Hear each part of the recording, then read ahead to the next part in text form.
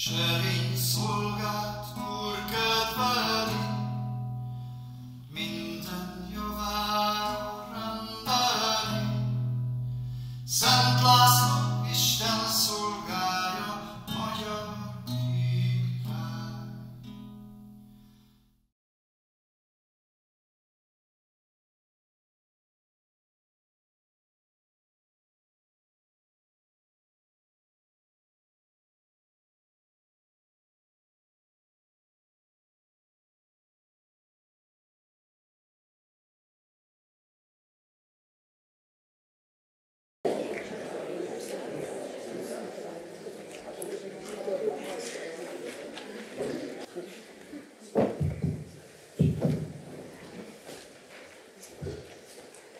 Szép estét kívánok mindenkinek!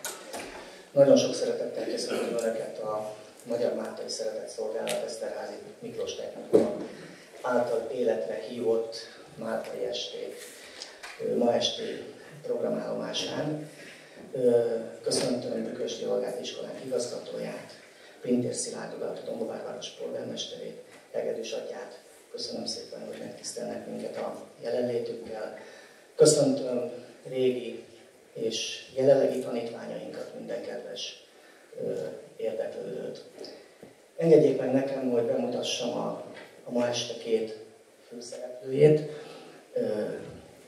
Szántai Lajos urat, művelőt és kutatót, aki az elmúlt évtizedekben fáradhatatlanul dolgozott a magyar múlt, a szellemi örökségünk, a népi kultúránk, hagyományaink, jelképrendszerünk továbbéléséért, aki előadásaiban, munkáiban a magyar történelem elhallgatott, elfelejtett, félremagyarázott jeleneteit igyekszik új megvilágításba helyezni, és munkája elismeréseként idén a márciusi ünnepségekhez kapcsolódóan a Magyar Köztársaságtól a Magyar Ezüst Érdemkereszt polgári tagozatát vehette át, érdemelte ki.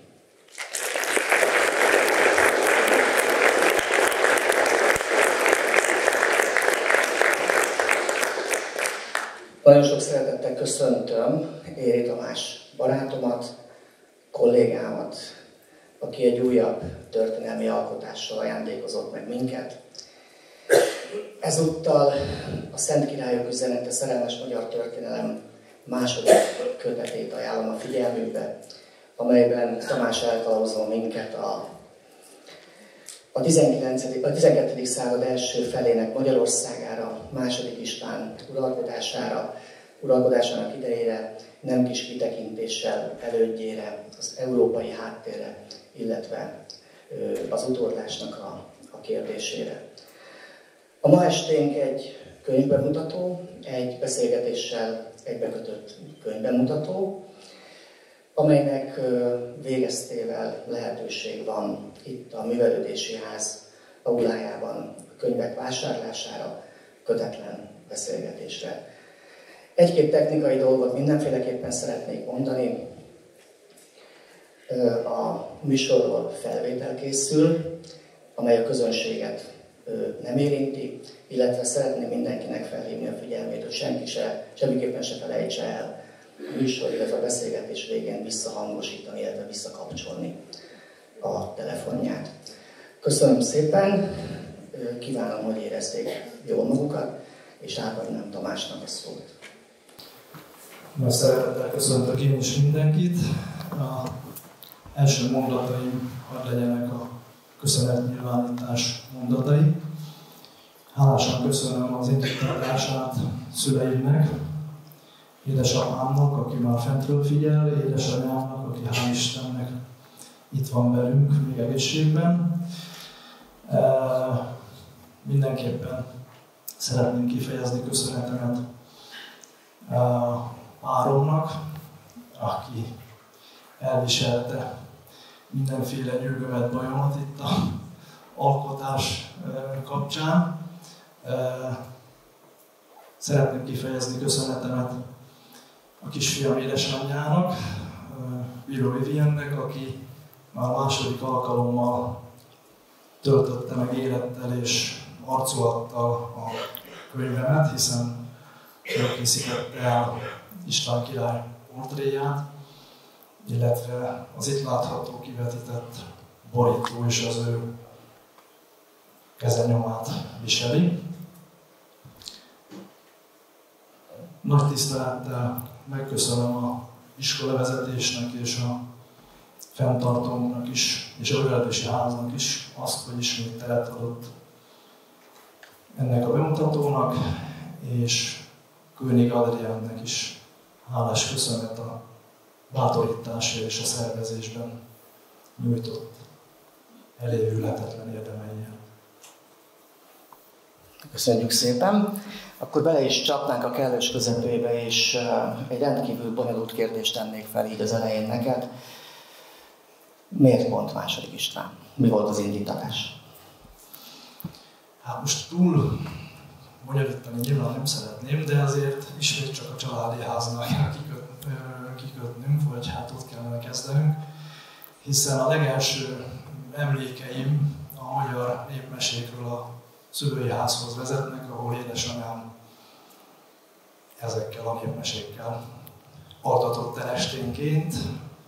Hát igaz, hogy a legelső a Kismalac és a Farkasok voltak a kedvencem, ami nem biztos, hogy annyira kapcsolódik a királyokhoz, de például a következő nagy kedvenc Vas Laci volt, tehát a királyok és a királyos mesék már olyan 3-4 éves koromban megragadtak. Aztán, amikor már iskolás lettem, akkor került a kezembe Lengyel Dénes Régi Magyar Mondák című kötete, és hát onnantól, ahogy már többször mondtam, ez a 9 éves koromban lehetett rendeltetett a sorsom, mert hát foglaltam ezeket a mondákat, amik a mondai hagyományra épültek, aztán akkor jött a történelemtantárgy, ugye 5-től kezdve akkor a kíváncsiság rávitt a krónikák utáni kutatásra, és hát 12 évesen a Turóczy János krónikáját olvasgattam, és hát ebben érdekes módon nem azok a királyok fogtak meg leginkább, akik ugye a köztudatban is valamennyire jobban benn voltak, hanem a második Istvánnál valahogy ott éreztem, hogy valami nem stimmel. Olyan, nem tudom, valószínűleg gyermeki öntudattal, vagy ráérzéssel, vagy nem tudom én mivel, itt ez valami nem stimmel. Tehát, hogy egyik mondatban dicsérjük, a második mondatban meg szintén, valami nem stimmel. Tehát ez kizárt, hogy ugyanaz az ember, vagy valami nem stimmel. Tehát így aztán, ahogy az idő múlt és kinyíltam a történelmek felé, úgy hát is elvégeztem a történészeket, egyre világosabbá vált, hogy az úgynevezett Árpád-ház, ami soha nem nevezte magát egyébként Árpád-háznak, tehát egyetlen egy olyan tagja nincs, aki azt mondta volna magára, hogy én Árpád-házi vagyok, mondjuk Turó nemzetség, tehát hogy a Turó nemzetség története az miért van ilyen árnyékolva, nem is tudom én milyen, mint vissza lenne fogva itt valami, amit nem akarnak, hogy kiteljesedjen, és ezen belül a 12. század, az pedig, ahogy meg szoktuk mondani, nem létező kategória. Ennyit az indítatás. Mielőtt a konkrét könyvre térnénk, mindenféleképpen fontosnak tartom magáról a 12. századról pár gondolatot váltani. Én azt gondolom, hogy a 12. század a magyar történetnek egyfajta történetírásnak egyfajta mostoha gyereke. Kicsit olyan, mintha Kálmán király halála és Harmadik Béla uralkodása között valamiféle vákum lenne, és hol a történetírásnak a felelőssége ebben a kérdésben, és hol csúszolott el, ha valóban így van? Hát én azt gondolom, hogy ennél avatottabb személy, mint Szántai Jóra, erre nem biztos, hogy válaszolhat. Mit gondol róla? Akkor szeretettel köszöntök mindenkit. Egy gondolat bánt engemet erre a kérdésre válaszolni, mert ilyenkor általában a hivatott szaktudomány képviselői nagyon meg szoktak sértődni. Tehát itt egy alapvető szemléleti probléma van, amit nagyon egyszerűen lehet megfogalmazni.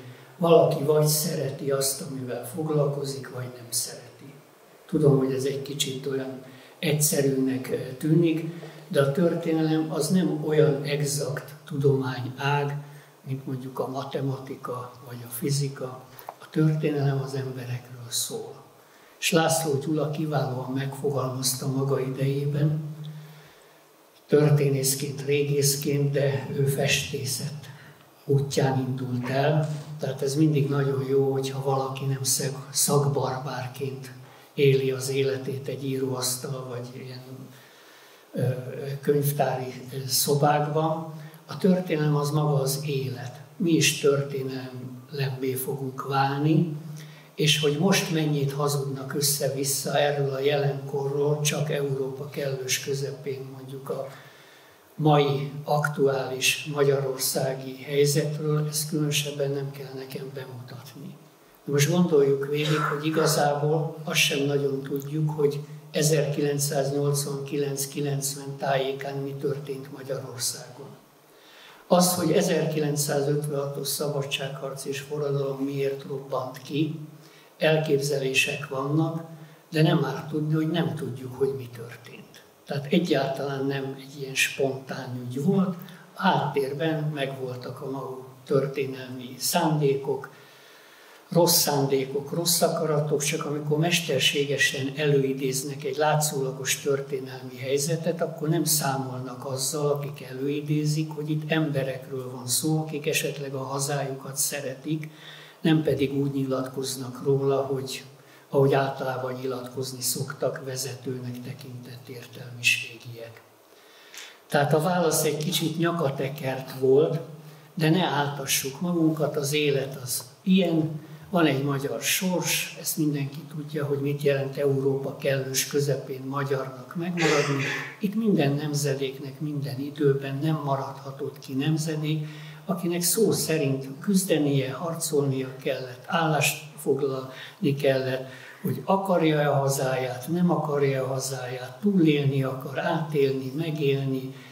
A magyar ügy, azt gondolom tudjuk, ahogy megszokták fogalmazni, ez a Mátyás király idejében így történt, most egyszerűen lezárom a mondatot. Janus Pannonius írja az Árvíz című versében, hogy mi hunok. Na már gondolom érzékeljük, itt kezdődik a probléma, mert jön a történész, és kijelenti ex cathedra maga biztossággal, hogy mi nem vagyunk hunok. Ahelyett, hogy azt mondaná, hogy ő úgy érzi, hogy ő személyesen nem az.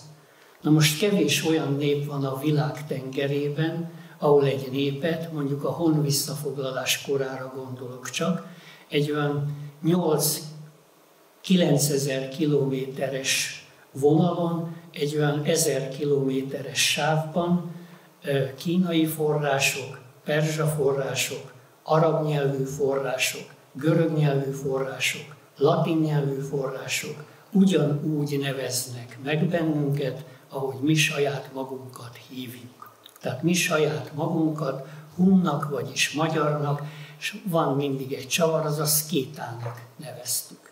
Tehát van egy olyan történelmi folytonosság, és Éri Tamás műveiben ez nagyon szépen megjelenik. Irodalmi szinten, mondai szinten, költői szinten, történelmi adatokkal alátámasztva, hogy igen, ez a nemzet, ez pontosan tudja, hogy kikit nemzet, honnan jött, hova tart, és ennek megvannak a maga törvényszerűségei. Tehát a hivatalos történelem tudomány gyakorlatilag az ég egyatt a világon, amit a magyarság alapvetően képvisel a világban identitás szintjén, azt megkérdőjelezni és állandóan cáfolni akarja. Na, Éri Tamás a jó példa, hogy vannak olyan történelem tanárok, akik tudják úgy tanítani a történelmet Magyarországon, magyar nyelven, hogy az magyar történelem.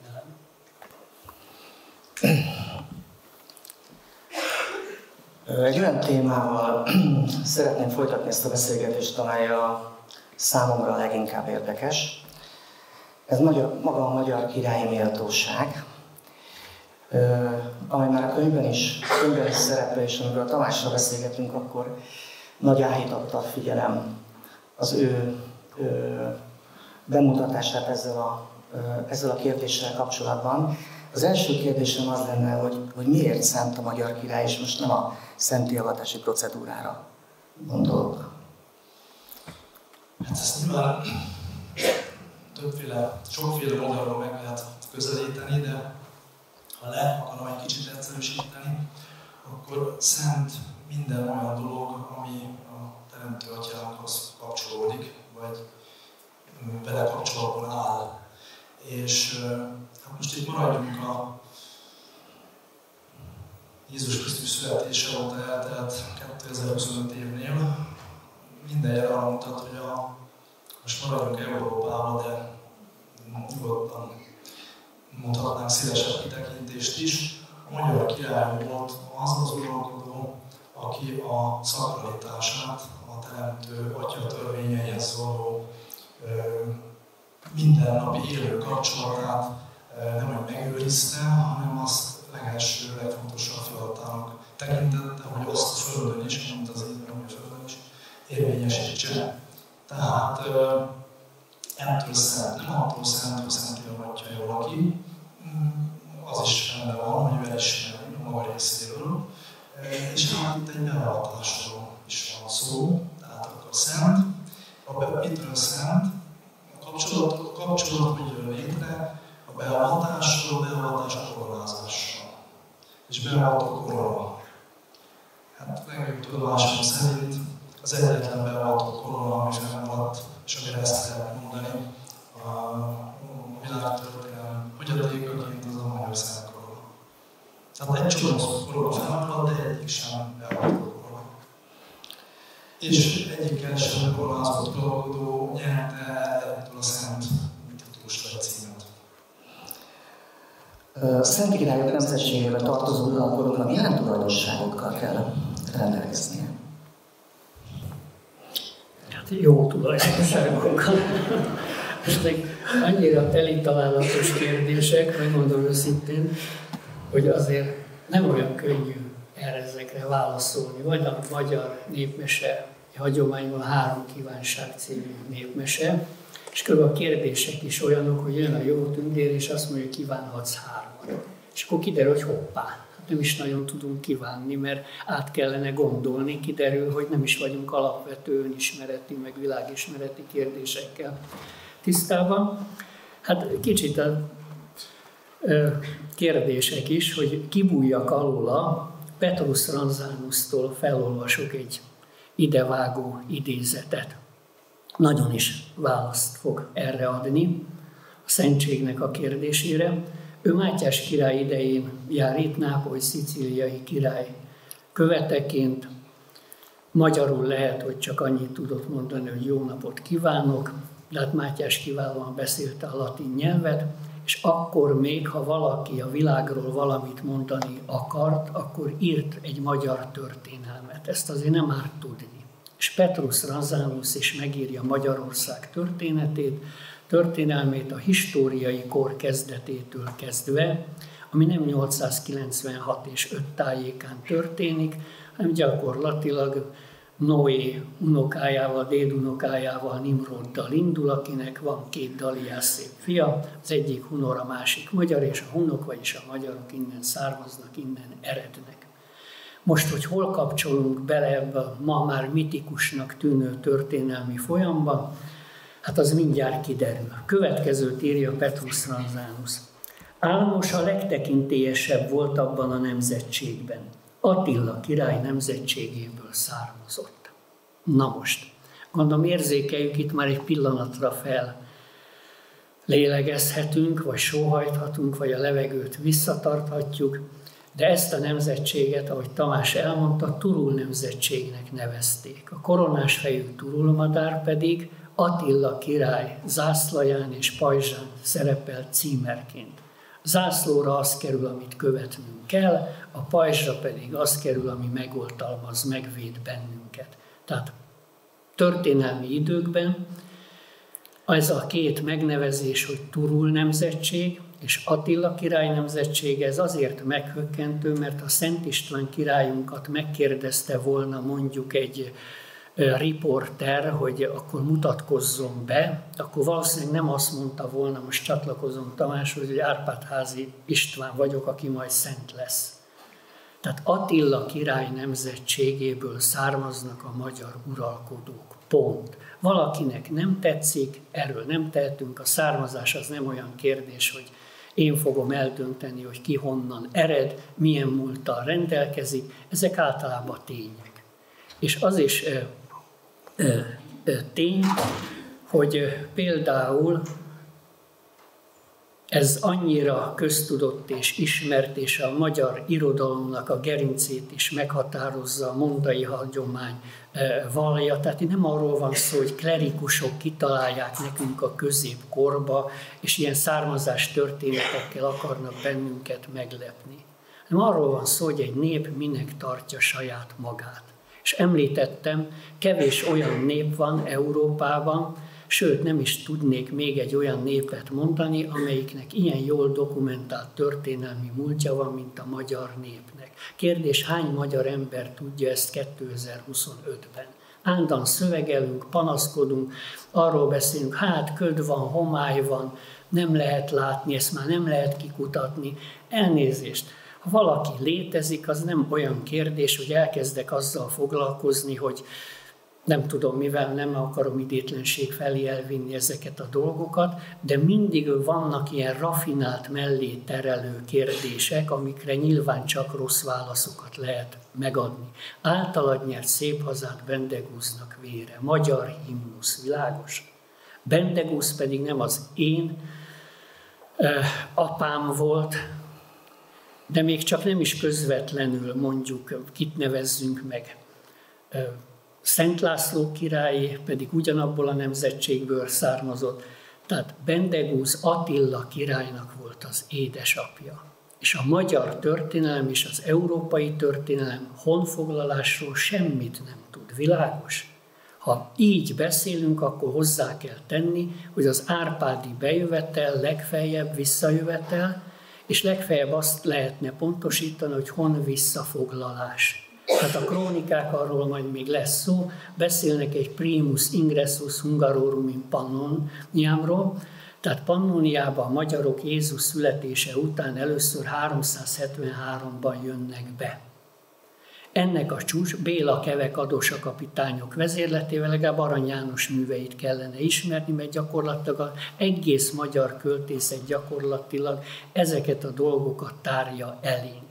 Csak képzeljük el azt az általános iskolás gyereket, bemegy irodalomórára, megtanulja mondjuk Arany János valamilyen költeményét, akkor bemegy a történelem órára, ott felmondja azt a történelem reckit, és nem rólad van szó, és a történelem tanár azt mondja, hogy 1-es. Mert ez déli bábozás, ez észre se vesszük. Nemzedékről már gyakorlatilag a nemzedékek egy ilyen tudathasadásos állapotban nőnek föl. Tehát amit az egyik tantárgy állít, azt a másik a következő terembe, a következő órába messze letagadja.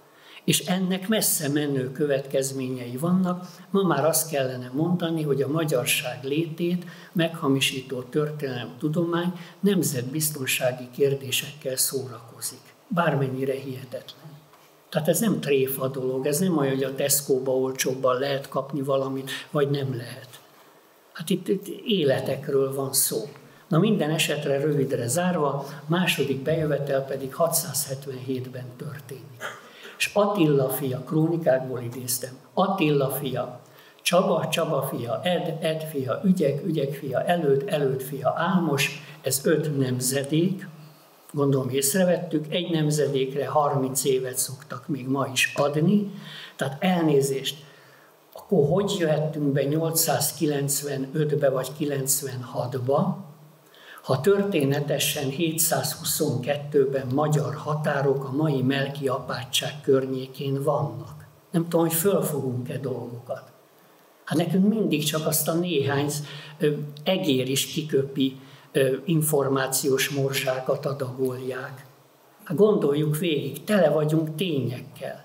Magyarokról beszélnek a 700-as években. Na most hogy jöhettünk be a 800-as évek legvégén, ha a 700-as évek derekán állandóan Strada Hungarorum például a magyarok útjai, hogy lehetnek magyarok útjai mondjuk a 700-as években Nyugat-Európába és Itáliába, hogy magyar nem járt rajta, mert a történelemtudomány megtanítja, hogy az első magyar Árpád vezérrel esett be a Kárpát-medencébe. Nos, magyar népmesékben, és nagyon jó a népmesei neveltetés, a végén mindig ott van, aki nem hiszi, járjon utána. Mi nem utána járunk, hanem benyaljuk, elnézést. Állandóan elhisszük azt a hazugság dömpinget, amit naponta éjjel-nappal fuvoláznak nekünk. Na, rövidre zárva, tehát Ámos a legtekintélyesebb volt abban a nemzetségben, Attila király nemzetségéből származott. Ez a férfi anyjától kapott Istennek tetsző nevet viselt. Egy római katolikus külföldi papnak eszébe nem jutott volna a 15. században, hogy azzal a 19. századi, 20. 21. századi idióta demagógiával jön, hogy akkor pogány. Világos? Istennek tetsző nevet viselt. Lábjegyzetben nem mondja azt, hogy különben meg, hát ez pogány volt. Tehát gondoljuk végig ezeket. És az a baj, hogy nem a lényeggel foglalkozunk mondjuk éjjel-nappal, mert az kicsit fárasztó, hanem azzal a hír áradattal, információ bőrzével, amivel minden nap szétbombázzák az embereknek a gondolkodás módját. Na, de gyorsan befejezem. Ez a férfi anyjától kapott Istennek tetsző nevet viselt.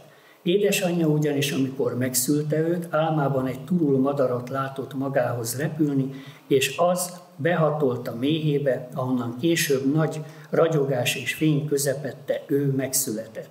Annak nagy fénye eljutott a földkerekség legtávolabbi részére, ott maradt, kibocsájtott mindenféle fénysugarakat, mely fénysugaraktól úgy tűnt, hogy minden világfényt kapott. Tehát ez mit jelent? Fényből jövünk, fénybe megyünk. Én egy kicsit duplázom, ami itt elhangzott. Egy Árpád-házi, én is így fogalmazok, hogy érthető legyen. Eleve szent királyok nemzetségéről beszélnek már a 13. században. És Éri Tamás egyik sok érdeme mellett az egyik, hogy tulajdonképpen akit alig tudunk a szent királyok világába elhelyezni, II. Istvánt, visszaadta II. Istvánnak a becsületét. Tehát mi annak idején foglalkoztunk azzal, hogy megállapítani azt, hogy az Árpád-ház hány boldogot és hány szentet adott a világegyháznak és a világnak. Nem fogjuk elhinni, nem lehet összeszámolni. Mert portugáliai Szent Erzsébet II. András király második házasságával született kapcsolatnak az eredménye.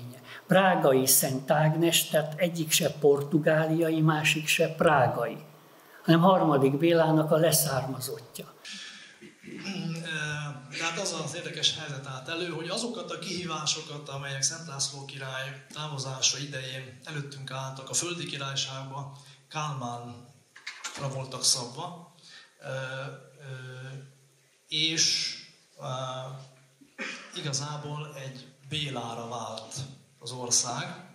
Na de hát ugye Ámos meg nem Béla, tehát itt gyakorlatilag egy kicsi bonyodalom áll elő, és hát ugye, amit nem került még szóba, de akkor most már kitérek arra is, hogy bizony nagyon nagy gond van a krónikák szövegeivel, illetve az ismert krónikafordításokkal, főleg a első helyen álló, legfontosabb krónikák, minden tekintetben egyedülálló, és tényleg egyedülálló a képes krónikával kapcsolatban. Ugye a latin szövegének az ismert fordításai, hát most nagyon visszafogott leszek, kritikálóliak. Van, ahol elkapják a lángot, de a Kálmán királynál és II. István királynál gyakorlatilag hát közel nincs sokszor a valóságnak ahhoz, ami oda van írva.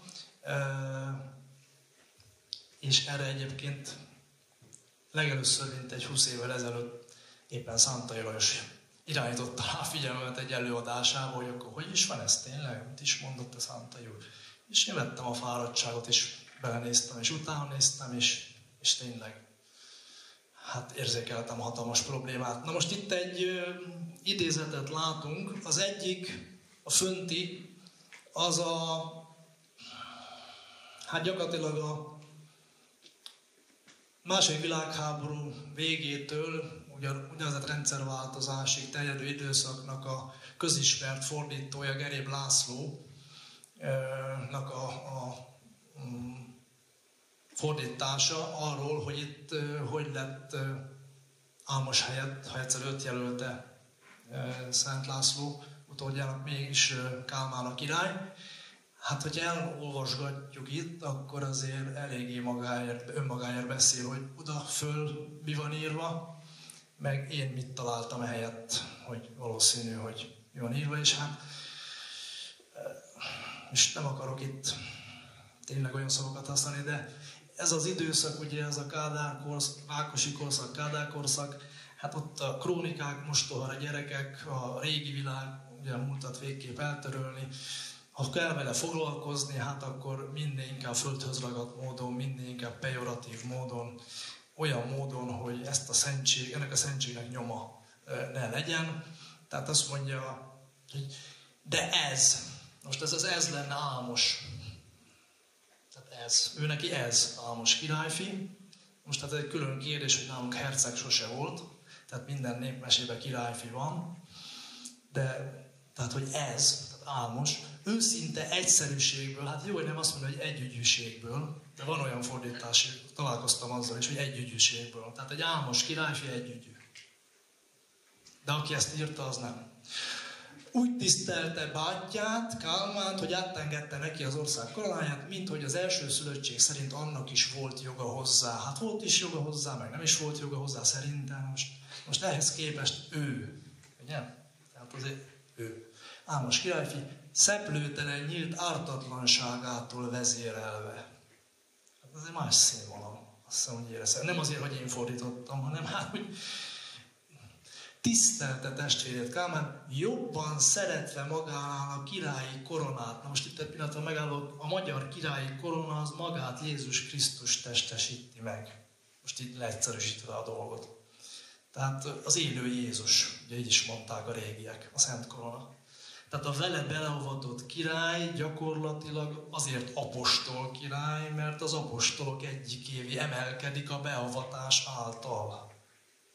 Tehát, hogyha ő azt írja, vagy azt mondja, hogy jobban tisztelte magánál a királyi koronát, akkor valójában a megváltót jobban szerette, tisztelte magánál, éppen úgy, mint akit első szülöttsége jogán alkalmasabbnak látott. Hát ez meg a testvére. Hát nem ez egy alapvető Jézus Krisztusi tanítás, hogy szeresd jobban a másikat, most így mondom. Szeresd magadnál jobban, mert azzal tudsz te is fejlődni, emelkedni, és őt meg magad fölé emelni, ha nincs azon a szinten. És itt pont ezzel találkozunk, hogy Kálmán kell a földi királyságba, de szakrális szinten nem üti meg, úgymond a mércét, hogy most így mondjam, és oda az öccse próbálja, gyakorlatilag feláldozva a jó hírét, mert ugye csak azt halljuk itt a vonalas történet sírástól, hogy Kálmán király uralkodása másról se szólt, mint Álmos öccse elleni belháborúkról, mert az Álmos állandóan lázadt ellene, és el akarta a koronát tőle venni. Hát egyáltalán nem erről van szó, tehát amikor fordítva ülünk a lovon, akkor ez a helyzet, és nagyon jól tudunk a lovon fordítva ülni, még büszkék is egyesek rá, hogy farka felé ugye várják, hogy elinduljon a dolog. Ha tovább lépünk, akkor a képes krónika az nem azért képes krónika, mert ilyen képes album, és akkor abban ilyen fényképszerű ábrázolások vannak, mert akkor ilyen szinten tudtak megjeleníteni eseményeket, hanem ez képes beszéd, képírás. Tehát a formáknak, a színeknek, a mozdulatoknak, és a többi szövegszerűen értelmezhető jelentése van. Egy biztos, Könyves Kálmán király nem így nézett ki, ott bal oldalon látjuk az ő koronázását. Na most hát az oknyomozó történetírás ránéz, és azt mondja, hogy pupos volt.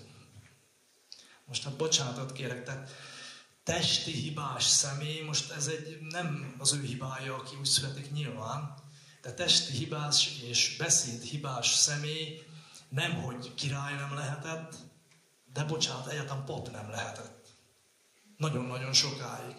Tehát itt nem erről van szó, hogy ő így nézett ki, hanem arról van szó, hogy a korona azt a magas szakrális szintet próbálja itt érzékeltetni, ahova neki föl kéne emelkedni, de látjuk, hogy hiátus van, nem tud odáig fölemelkedni. És ki az, aki ebbe tud neki segíteni? Hát az öccse, Álmos. És ő magától vállalja ezt.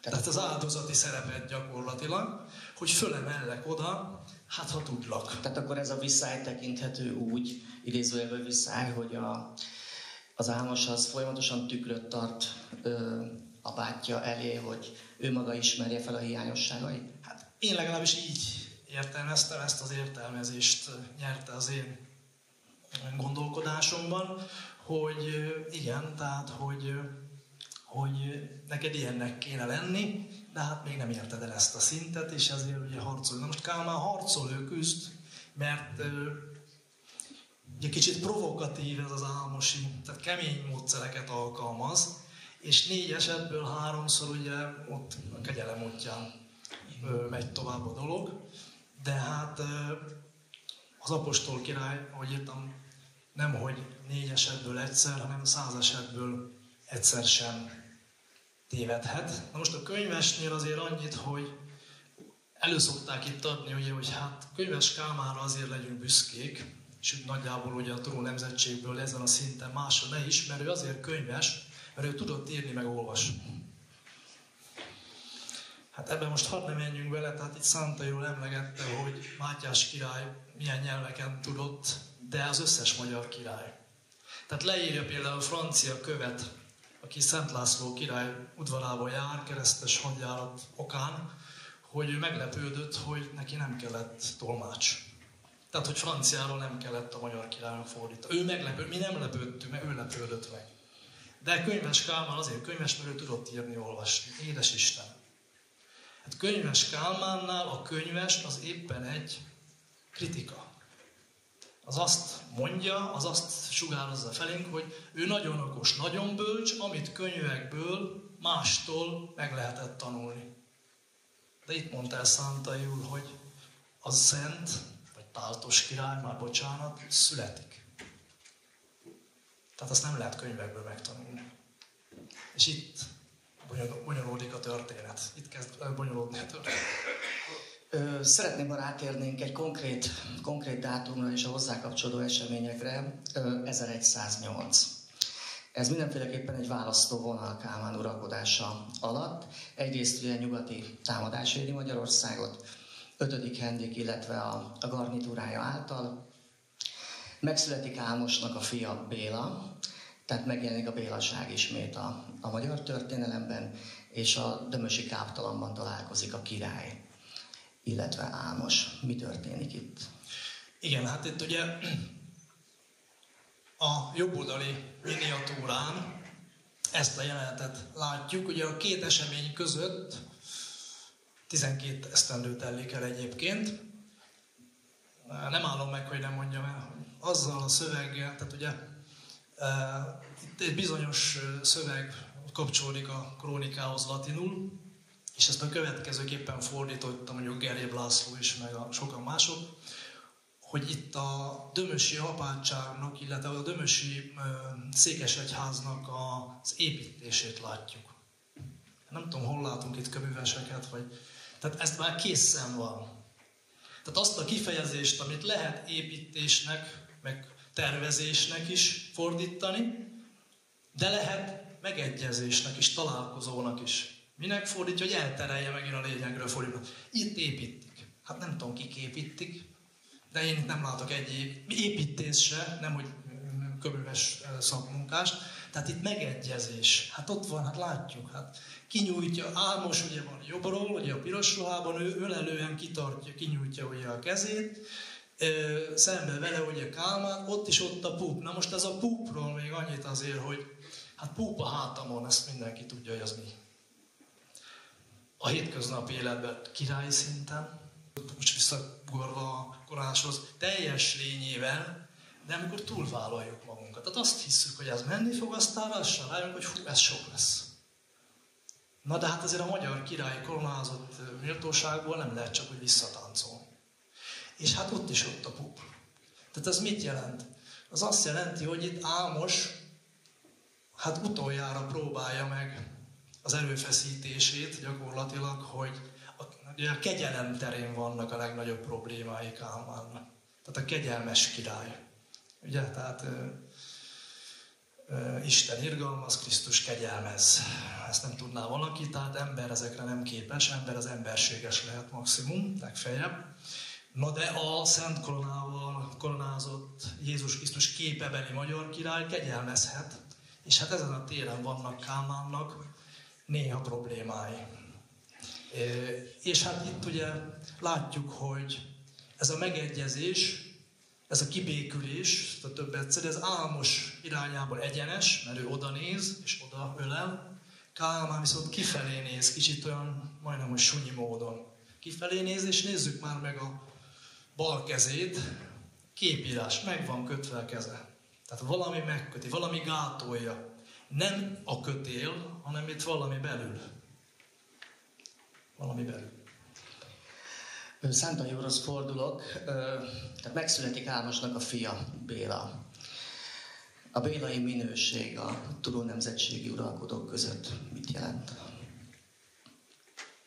Hát mindenféleképpen valami olyat, ami bele ügyek felé vezet el bennünket.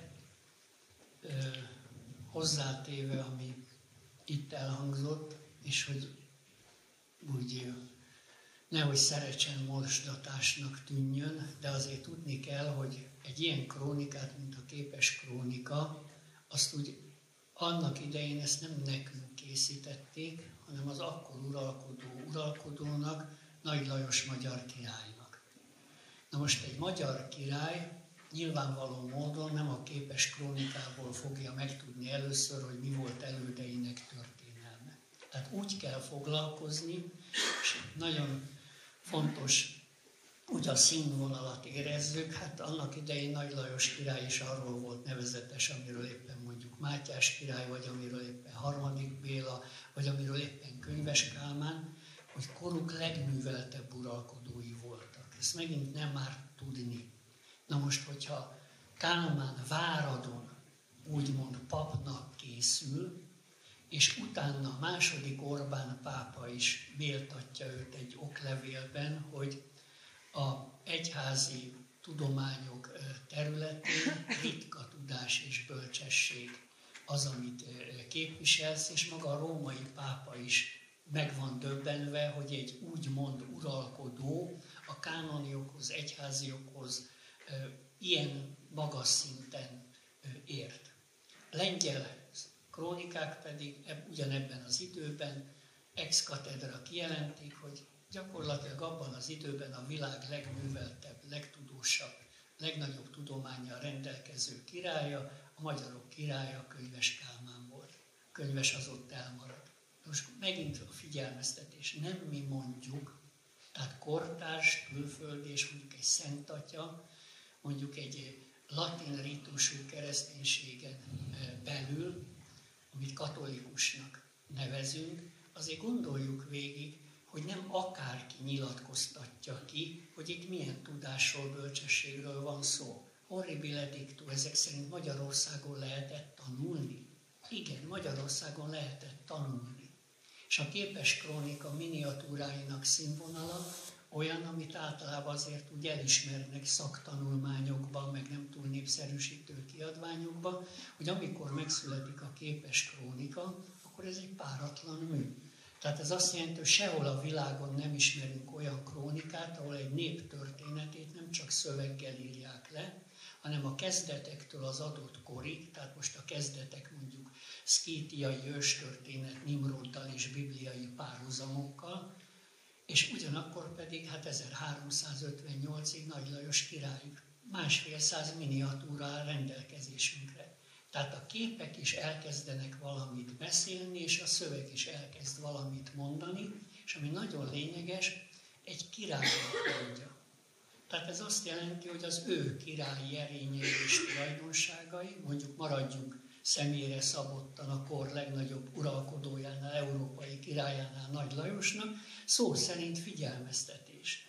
Vigyázz, neked milyen úton kell menned. Arra figyelj, mert ha jó király akarsz lenni, akkor ezeket az erényeket kell gyakorolni. És a Képes krónikán ez a párviadalosdi, meg hát minden nép történelmében általában végigfut, a trónharcoknak szokták nevezni, de egy Papp Gábor megfogalmazta nagyon szépen, hogy nem mindegy, hogy egymásért küzdünk, vagy egymás ellen küzdünk.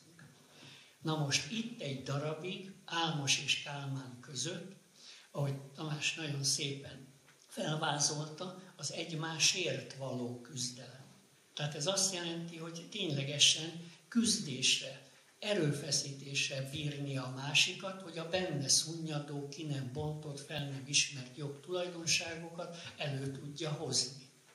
Ez nagyon veszélyes egyébként, mert könnyen átcsúszhat az egymás elleni küzdelembe. Az egyiknek a példája az egymásért való küzdelem, a magyar történelemnek ez az ős párosa indítja el, ez Hunor és Magyar. Igenis küzdenünk kell egymásért, és igenis a hibáinkat. Ma a pedagógiai nevelés az gyakorlatilag a hülyeségek dédelgetéséből áll. Gondoljuk végig. Tehát nem árt tudni, hogy egy gyerek is úgy születik, hogy energiagombóc. Tele van, abban minden tulajdonság ott van. És ha elkapatják, nem nevelik, nem figyelmeztetik, mert nem szabad, mert Brüsszelben mit fognak szólni, elnézést. Nem Brüsszel csinálta azt a gyereket, hanem a kedves édesanyja és édesapja, hogy úgy mondjam, szerelemből nemzette jó értelemben, de gondoljuk végig. Egyszerűen elbutultunk.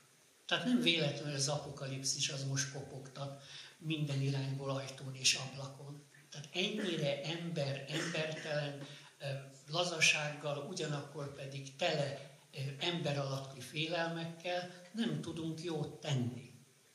Ismerni kell az embernek a működését. Igenis, vannak jó képességeim, akkor ne pipázgassak, nem tudom mit, hanem valaki bökjön már meg, hogy milyen irányba induljunk el. És az egymásért való küzdelem, tehát a Hunor magyar típusú, és ahogy el szokták mondani, az egymás ellen, az nagyon ismert a világ történelemből. Káin és Ábel, Romulus és Rémus, tehát az egyik az kinyírja a másikat, gyakorlatilag kiiktatja. Itt hála a jó égnek az utolsó utáni pillanatban sem történik meg ez a fajta tett. És gondoljuk végig, mi nem ismerjük más népek történelmét. Egy német-római császári trónra fellépett a fia a császárnak, és ott szúrta agyon a német-római császár. Bizáncban napirenden volt az, hogy egymást megvakítják, egymást megölik. Nálunk egy évszázadra jut általában ilyen esemény, és az se biztos, most csatlakozva az felszólalóhoz, tehát hozzád, hogy tulajdonképpen ez így történt. Mert nekünk, ha gondoljuk végig a népmesék, már a költészettel is így vagyunk, népdalok. Hát egy népnek van egy népi nyelve. Hogy lehet az, hogy Magyarországon senki nem beszéli, pedig magyarul beszélünk? Ez azt jelenti, hogy nekünk újra meg kellene tanulni, és erre nincs időnk, saját kultúránk anyanyelvét. De erre nem szentelünk időt. És a krónikások, elnézést, egy krónikás királynak ír. És nagyon jó a kegyelemnek a példázata, igenis azért el lehet mondani, tehát egy királynak pontosan kell tudni a hétköznapi életbe, hogy mikor adhat és mikor nem adhat kegyelmet. Egy szakrális királytól ezt el lehet várni. És Attila király példájára gondoljunk, még, hogy úgy mondjam, népekre vonatkozó szinten, utolsó tetteinek egyike az, hogy Rómát nem a földdel teszi rommá, hanem gyakorlatilag az minden kegyelmet gyakorolja. Tehát valaki a hatalom csúcsán, tényleg mint egy jó tanár, mint egy jó pedagógus, és nem apáskodva és anyáskodva, hanem atyáskodva. Tehát ez tényleg, és ugyanakkor mindig a fiúi erényeket képviselve. És a krónikánknak, ahogy a latin nyelv is nyilván jelzi, megvan a maguk, most elnézést, ilyen tolvaj nyelvük. És ma általában egy történész el sem tudja képzelni azt, hogy a szavaknak jelentésük van. És ha lefordítanak egy szót általában, kétféle fordítás lehetséges. Ez tényleg, ez most nem azért, hogy hangulatot gerjesztünk, nekem is ez csapta ki annak idején a biztosítékot, amikor az ember elkezdte nézni az eredeti szövegeket. Tehát kétféle fordítás van, és általában a fordítás ferdítés, de lehet jó irányba fordítani. Nálunk tényleg mindig megnézik a legalacsonyabb jelentést. És így végig fordítgatni szövegeket, hát gondolom érzékeljük, abból aztán nem akármi kerül ki. És a magyar király az papkirály, tehát papkirály. Tehát ez azt jelenti, hogy a papos természete Kálmánnak megvolt. De hogy Tamás erre felhívta a figyelmet, hiányzott a szent király, a szakrális királyi természet. És a papos természet az kicsit könnyűessé vált. Tehát ez azt jelenti, hogy ismerjük a szaktudós, a szobatudós, úgy elmélyül, aztán a lombikba annyit variál, még felrobbantatja tudományával a környezetét, és szinte az egész világot, ha erről van szó. Tehát rendkívül izgalmas, hogy úgy mondjam, kérdés ez, és a másik meg nyilvánvaló módon pillanatok alatt, mert a könyvben ennek külön részletei vannak, azért ne felejtsük el, egy Álamos volt az, akivel Attila király nemzetségei megfelelő történelmi tett, üdvtörténelmileg is értelmezhető tett végrehajtására gyakorlatilag szinte egy ilyen reinkarnálódás volt. Nem Attila született ott olyan módon, hanem a feladat.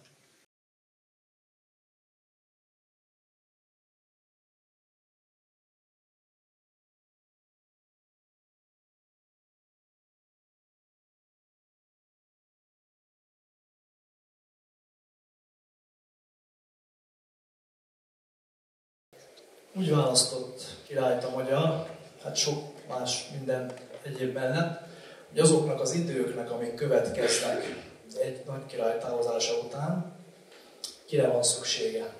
Ki tudja azokat a kihívásokat földi királyként, a földi királyságban, és ugyanakkor főpap királyként, szakrális uralkodóként az égi királyságban megvalósítani. És hát az a érdekes eset állt elő, hogy azokat a kihívásokat, amelyek Szent László király távozása idején előttünk álltak a földi királyságban, Kálmánra voltak szabva, és igazából egy Bélára vált az ország. Na de hát ugye Álmos meg nem Béla, tehát itt gyakorlatilag egy kis bonyodalom áll elő, és hát ugye amit nem került még szóba, de akkor most már kitérek arra is, hogy bizony nagyon nagy gond van a krónikák szövegeivel, illetve az ismert krónikafordításokkal, főleg az első helyen álló, legfontosabb krónikák, minden tekintetben egyedülálló, és tényleg egyedülálló a képes krónikával kapcsolatban. Ugye a latin szövegének az ismert fordításai, hát most nagyon visszafogott leszek, kritikálóuljak. Van, ahol elkapják a lángot, de Kálmán királynál és II. István királynál gyakorlatilag hát közel nincs sokszor a valóságnak ahhoz, ami oda van írva. És erre egyébként legelőször, mint egy 20 évvel ezelőtt éppen Szántai Lajos irányította rá a figyelmet egy előadásával, hogy akkor hogy is van ez tényleg, mit is mondott a Szántai úr.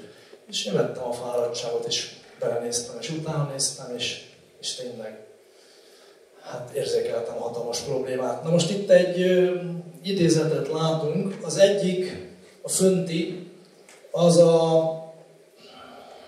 hát gyakorlatilag a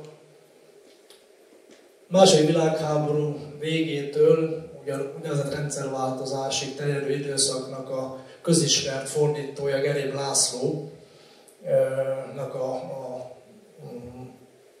fordítása arról, hogy itt hogy lett Álmos helyett, ha egyszer őt jelölte Szent László, utódjának mégis Kálmán a király. Hát, hogy elolvasgatjuk itt, akkor azért eléggé önmagáért beszél, hogy oda föl mi van írva. meg én mit találtam ehelyett, hogy valószínű, hogy mi van írva, és hát és nem akarok itt tényleg olyan szavakat használni, de ez az időszak, ugye ez a Kádár korszak, Ákosi korszak, Kádár korszak, hát ott a krónikák, mostoha gyerekek, a régi világ, ugye a múltat végképp eltörölni, ha kell vele foglalkozni, hát akkor minél inkább földhöz ragadt módon, minél inkább pejoratív módon, olyan módon, hogy ezt a szentség, ennek a szentségnek nyoma ne legyen. Tehát azt mondja, hogy de ez, most ez lenne álmos. Tehát ez, ő neki ez álmos királyfi. Most hát ez egy külön kérdés, hogy nálunk herceg sose volt, tehát minden népmesében királyfi van, de tehát, hogy ez álmos, őszinte egyszerűségből, hát jó, hogy nem azt mondja, hogy együgyűségből, de van olyan fordítás, találkoztam azzal is, hogy együgyűségből. Tehát egy álmos királyfi együgyű. De aki ezt írta, az nem. Úgy tisztelte bátyját, Kálmánt, hogy átengedte neki az ország koronáját, mint hogy az első szülöttség szerint annak is volt joga hozzá. Hát volt is joga hozzá, meg nem is volt joga hozzá szerintem. Most ehhez képest ő. Ugye? Ez egy ő. Álmos királyfi, szeplőtelen nyílt ártatlanságától vezérelve. Ez egy más színvonal. Azt hiszem, hogy éreztem. Nem azért, hogy én fordítottam, hanem hát, hogy tisztelte testvérét Kálmán, jobban szeretve magának a királyi koronát. Most itt egy pillanatra megállok, a magyar királyi korona az magát Jézus Krisztus testesíti meg. Most itt leegyszerűsítve a dolgot. Tehát az élő Jézus, ugye így is mondták a régiek, a Szent Korona. Tehát a vele beleavatott király gyakorlatilag azért apostol király, mert az apostolok egyikévé emelkedik a beavatás által. Tehát, hogyha ő azt írja, vagy azt mondja, hogy jobban tisztelte magánál a királyi koronát, akkor valójában a megváltót jobban szerette, tisztelte magánál, éppen úgy, mint akit első szülöttsége jobban alkalmasabbnak látott. Hát ez meg a testvére. Hát nem ez egy alapvető Jézus Krisztusi tanítás, hogy szeresd jobban a másikat, most így mondom. Szeresd magadnál jobban, mert azzal tudsz te is fejlődni, emelkedni, és őt meg magad fölé emelni, ha nincs azon a szinten. És itt pont ezzel találkozunk, hogy Kálmán kell a földi királyságba, de szakrális szinten nem üti meg, úgymond a mércét, hogy most így mondjam, és oda az öccse próbálja, gyakorlatilag feláldozva a jó hírét, mert ugye csak azt halljuk itt a vonalas történet sírástól, hogy Kálmán király uralkodása másról se szólt, mint álmos öccse elleni belháborúkról, mert az álmos állandóan lázadt ellene, és el akarta a koronát tőle venni. Hát egyáltalán nem erről van szó, tehát amikor fordítva ülünk a lovon, akkor ez a helyzet, és nagyon jól tudunk a lovon fordítva ülni, még büszkék is egyesek rá, hogy farka felé ugye, várják, hogy elinduljon a dolog. Ha tovább lépünk, akkor a képes krónika az nem azért képes krónika, mert ilyen képes album, és akkor abban ilyen fényképszerű ábrázolások vannak, mert akkor ilyen szinten tudtak megjeleníteni eseményeket, hanem ez képes beszéd, képírás. Tehát a formáknak, a színeknek, a mozdulatoknak, és a többi szövegszerűen értelmezhető jelentése van. Egy biztos, Könyves Kálmán király nem így nézett ki, ott bal oldalon látjuk az ő koronázását. Na most hát az oknyomozó történetírás ránéz, és azt mondja, hogy pupos volt. Most hát bocsánatot kérek, tehát testi hibás személy, most ez nem az ő hibája, aki úgy születik nyilván, de testi hibás és beszéd hibás személy nemhogy király nem lehetett, de bocsánat, egyáltalán pap nem lehetett. Nagyon-nagyon sokáig. Tehát itt nem erről van szó, hogy ő így nézett ki, hanem arról van szó, hogy a korona azt a magas szakrális szintet próbálja itt érzékeltetni, ahova neki föl kéne emelkedni, de látjuk, hogy hiátus van, nem tud odáig fölemelkedni. És ki az, aki ebbe tud neki segíteni? Hát az öccse, Álmos. És ő magától vállalja ezt. Tehát az áldozati szerepet gyakorlatilag, hogy fölemellek oda, hát ha tudlak. Tehát akkor ez a visszáj tekinthető úgy, idézőjelből visszáj, hogy az Ános az folyamatosan tükröt tart a bátyja elé, hogy ő maga ismerje fel a hiányosságait? Hát én legalábbis így értelmeztem, ezt az értelmezést nyerte az én gondolkodásomban, hogy igen, tehát hogy neked ilyennek kéne lenni, de hát még nem érted el ezt a szintet, és ezért ugye harcolni. Most Kálmán harcol, ő küzd, mert egy kicsit provokatív ez az Álmosi, tehát kemény módszereket alkalmaz, és 4 esetből 3-szor ugye ott a kegyelem útján megy tovább a dolog, de hát az apostol király, ahogy írtam, nem ahogy 4 esetből egyszer, hanem 100 esetből egyszer sem tévedhet. Na most a könyvesnél azért annyit, hogy előszokták itt adni, ugye, hogy hát Könyves Kálmánra azért legyünk büszkék, és úgy nagyjából ugye a tró nemzetségből ezen a szinten másra ne is, mert ő azért könyves, mert ő tudott írni meg olvasni. Hát ebben most hadd ne menjünk bele, tehát itt Szánta jól emlegette, hogy Mátyás király milyen nyelveken tudott, de az összes magyar király. Tehát leírja például a francia követ, aki Szent László király udvarába jár, keresztes hadjárat okán, hogy ő meglepődött, hogy neki nem kellett tolmács. Tehát, hogy franciáról nem kellett a magyar királyon fordítani. Ő meglepődött, mi nem lepődtünk meg, ő lepődött meg. De Könyves Kálmán azért könyves, mert ő tudott írni, olvasni. Édes Isten. Hát Könyves Kálmánnál a könyves az éppen egy kritika. Az azt mondja, az azt sugározza felénk, hogy ő nagyon okos, nagyon bölcs, amit könyvekből mástól meg lehetett tanulni. De itt mondta el Szántai úr, hogy a szent, vagy táltos király, már bocsánat, születik. Tehát azt nem lehet könyvekből megtanulni.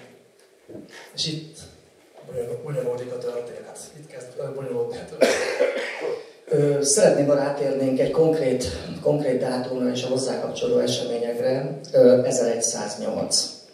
Ez mindenféleképpen egy választóvonal Kálmán uralkodása alatt. Egyrészt a nyugati támadás védi Magyarországot, 5. Henrik, illetve a garnitúrája által. Megszületik Ámosnak a fia Béla, tehát megjelenik a bélaság ismét a magyar történelemben, és a dömösi káptalanban találkozik a király, illetve Ámos. Mi történik itt? Igen, hát itt ugye a jobboldali miniatúrán ezt a jelenetet látjuk. Ugye a két esemény között 12 esztendő telik el egyébként. Nem állom meg, hogy nem mondjam el, hogy azzal a szöveggel, tehát ugye itt egy bizonyos szöveg kapcsolódik a krónikához latinul, és ezt a következőképpen fordítottam, mondjuk Geréb László is, meg a sokan mások, hogy itt a dömösi apátságnak, illetve a dömösi székesegyháznak az építését látjuk. Nem tudom, hol látunk itt kövüveseket, vagy... Tehát ez már készen van.